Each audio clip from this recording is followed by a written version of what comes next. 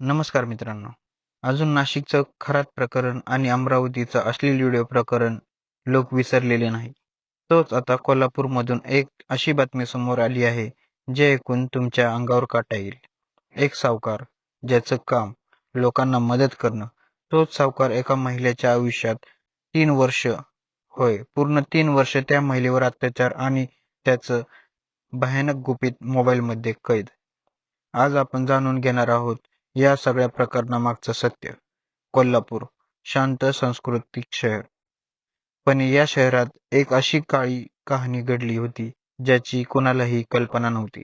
एका सामान्य कुटुंबातील महिला, घरात आर्थिक अडचण, घर चालवण्यासाठी तिला पैशाची गरज होती आणि तेव्हाच तिच्या आयुष्यात प्रवेश झाला एका सावकाराचा.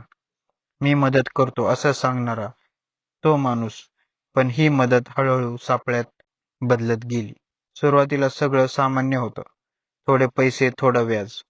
पण नंतर सावकाराने आपले खरं रूप दाखवायला सुरुवात केली.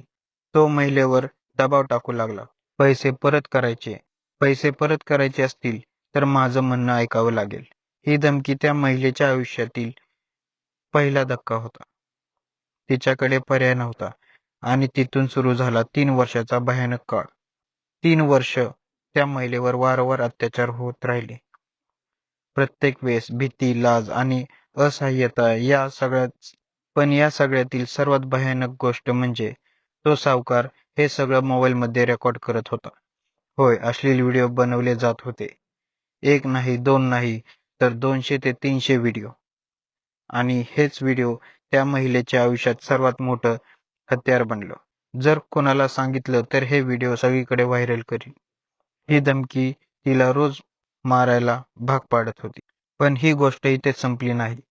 त्या महिलेने आणखी एक धक्कादायक दावा केला, की त्या आरोपीच्या मोबाईलमध्ये फक्त तिचेच नाही, तर इतर महिलांचेही व्हिडिओ होते.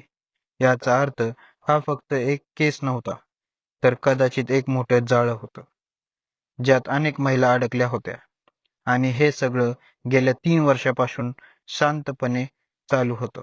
शेवटी त्या महिलेने धाडस केलं. भीतीवर मात केली आणि पोलीस स्टेशनवर तक्रार दाखल केली. तिच्या तक्रारीनंतर संपूर्ण प्रकरण उघडकीस आलं आणि आता पोलीस या प्रकरणाची सखोल चौकशी करत आहेत.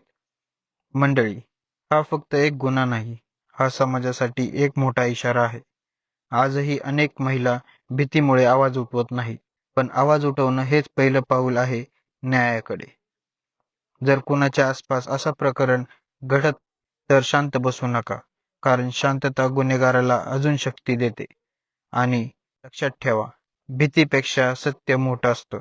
हा व्हिडिओ शेवटपर्यंत बघितल्याबद्दल धन्यवाद आणि अशाच खऱ्या घटना जाणून घेण्यासाठी आपल्या YouTube चॅनल प्रो कॅपिटल मोटिवेशनला नक्की सबस्क्राईब करा.